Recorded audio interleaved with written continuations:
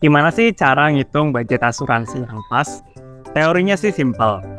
Kita hitung semua income yang kita punya, kurangin dengan kebutuhan pokok, kurangin kebutuhan penting kayak pendidikan anak, dana pensiun, dan kita akan tahu sisanya berapa yang bisa dipakai buat budget asuransi dan goals lainnya. Tapi nggak sih simple teorinya, cara ngitungnya jauh lebih kompleks. Tapi tenang, kita udah sediakan satu real case buat jelasin gimana cara ngitungnya. Tanpa berpanjang-panjang, yuk langsung kita mulai aja.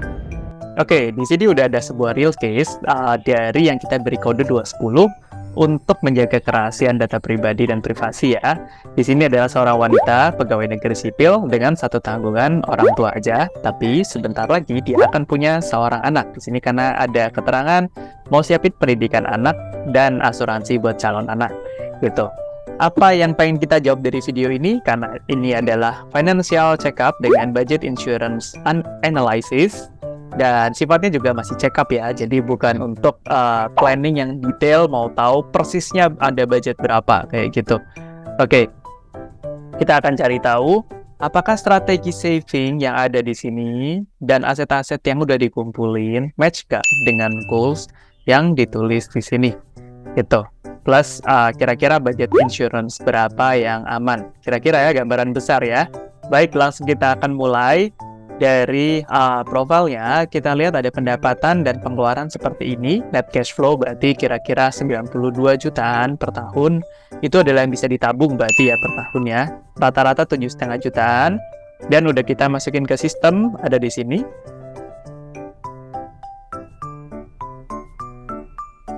Rp7,5 juta per bulan. Dan semua profil di sini udah kita samain juga. Sekarang jadi kita bisa fokus untuk ngerancang table-nya nanti untuk nyari tahu apakah match atau enggak dan kira-kira ada budget berapa. Terus aset-aset di sini cuma ada aset liquid satu doang sih, 6,5 juta, dan kalau semuanya kita convert jadi dana darurat cuma 1,2 bulan pengeluaran pokok. Ini masih terlalu minim, jadi ada PR buat selesaiin fondasi keuangan. Kita akan selesaiin juga nanti di sini. Udah kami input datanya. Untuk mempercepat prosesnya aja, jadi ada satu lagi versi lengkap sebetulnya yang bisa di-request ke admin. Dan kemudian perhatikan juga dalam saving ini, di sini nggak cuma 7,5 juta yang nantinya bisa di-save, tapi ada cicilan 10.250 yang akan lunas segera, nggak lama lagi, 1-2 tahun lagi, karena sisa pokok utangnya cuma tinggal 143. Cicilannya kan 123 per tahun. Nah, bentar lagi lunas nih. At least ya mungkin 2 tahunan lagi itu bisa lunas, dan 10.250 ini dipakai buat financial plan atau buat nabung gitu. Dan dana ini akan tersedia dan kita udah input ke sini 10.250 kali 12 mulai 2026. Kita ambil yang the worst-nya ya, 2 tahun lagi baru lunas seperti itu. Dan kemudian 2024 mulai 2024 berarti ada 7,5 juta per bulan yang bisa di save. 7,5 kali 12 adalah 90, dan kemudian setiap tahunnya kita anggap naik 5%. Ini proyeksi perkiraan ya, karena di sini sebenarnya belum ada datanya dari kakaknya, tapi saya mencoba berasumsi aja di sini seperti itu. Dan kemudian kita cek masih ada PR lain nggak di fondasi. Ternyata kelihatannya nggak ada, karena dana darurat udah memang kita rencanakan.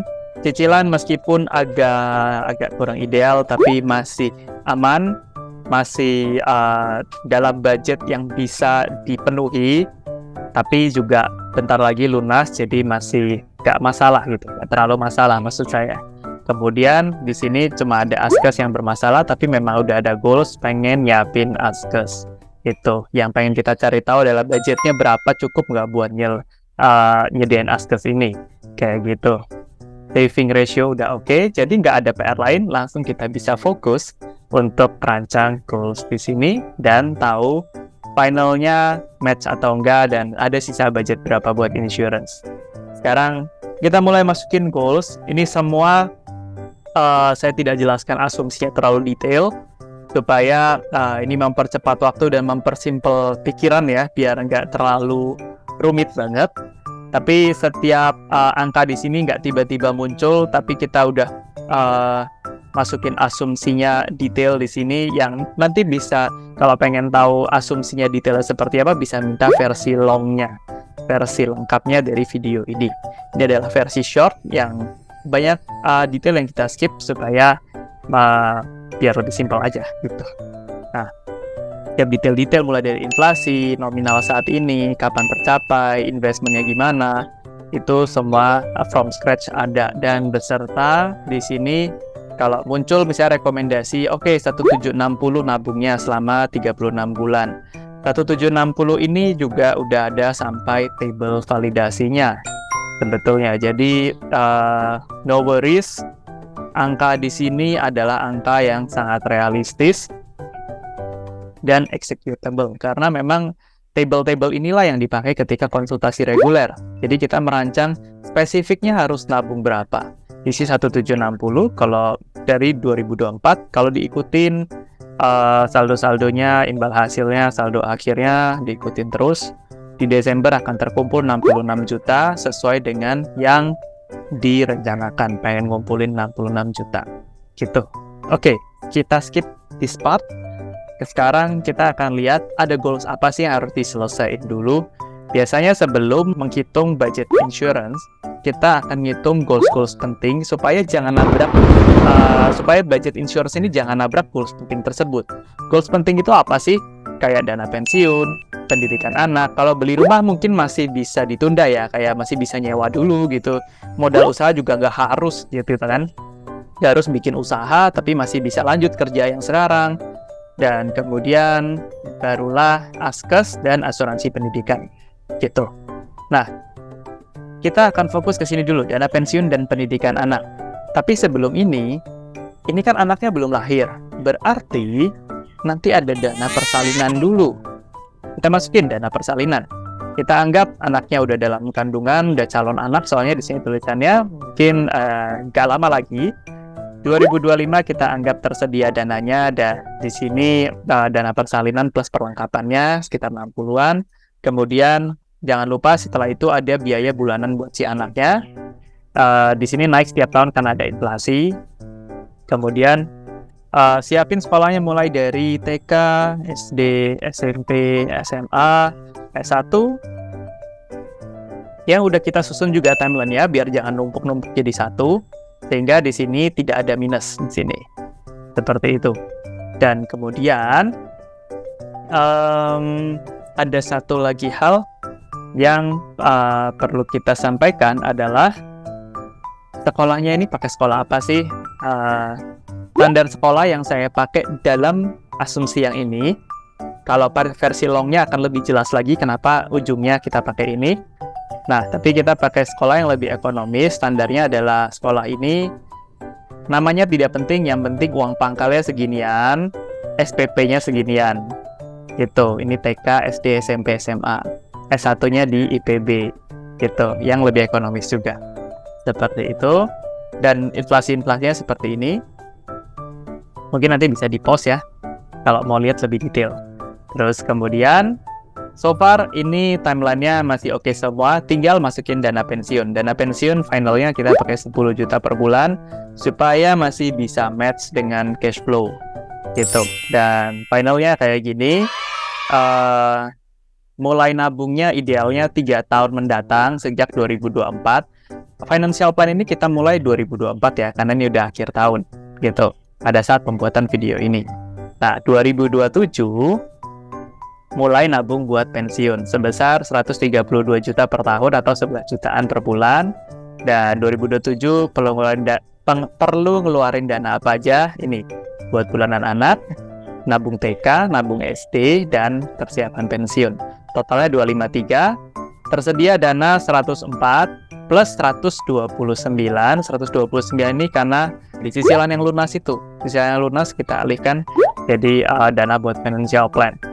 Di sini masih minus 20, tapi tenang aja, ini masih bisa ditutup pakai surplus tahun sebelumnya. Sebelumnya kan sisa 81. Buat tutup 20 gampang lah ya. Gitu. Makanya plan ini masih aman. Oke, sekarang berapa yang bisa dipakai buat insurance? Kita tinggal lihat aja yang di bawah ini. Ini masih ada sisa berapa? 2024 cuma sisa 2,9 juta. Kayaknya ya nggak mungkin sempat lah ya buat beli insurance dulu. Tapi 2025 ada 37 juta. 2025 ini bisa beli insurance. Budgetnya maksimal 37 ini. Tapi di sini jangan lupa ada minus di sini, dan di sini agak lebih kecil budgetnya. Jadi kita pakai rata-rata aja. 37 kita rata-rata sampai sini, dan rata-rata kita dapat 25 jutaan per tahun. Nah, ini budget insurance yang ideal dari 2025 sampai 2029 kalau tidak ada goals lain. Karena di sini masih ada goals nih, mau beli rumah, modal usaha. Jadi harus milih nih. 25 juta per tahun itu mau buat dibagi-bagi buat beli rumah, buat insurance, buat modal usaha. Atau salah satunya aja, atau dua dari tiga yang dipenuhi. Sorry, saya jadi ngehang. Seperti itu, dan ini udah clear ya, berarti ya. Kesimpulannya, strategi savingnya dan perkiraannya, strategi aset-aset yang terkumpul match dengan goals yang ada di sini, dengan catatan asumsinya sesuai yang ada di sini. Jadi sekolahnya lebih ekonomis, nggak menengah-menengah banget, terus persalinannya segini dan ada darurat segini, dan kemudian pensiunnya dengan standar 10 juta per bulan. Kayak hidupnya ya, gitu. Dan berarti insurance yang bisa dibeli seperti tadi, budgetnya kira-kira 25 jutaan per tahun mulai 2025 sampai 2029. 2030 budgetnya bisa naik dikit. Seperti itu. Ini adalah conclusion finalnya. Dengan seperti ini kita jadi clear. Budget yang buat insurance yang aman berapa sih yang nggak mengganggu goals. Coba aja kalau misalnya insurance kita bikin budgetnya 50 juta di 2025, tentu aja akan kurang gitu kan. Tinggal kita harus ngambil budget dari mana. Berarti antara ngumpulin dana darurat yang keganggu atau bulanannya anak yang dikurangin. Mungkin susunya dikurangin, atau mungkin perlengkapan baju mainan dikurangin dan sebagainya, atau popoknya yang dikurangin, begitu.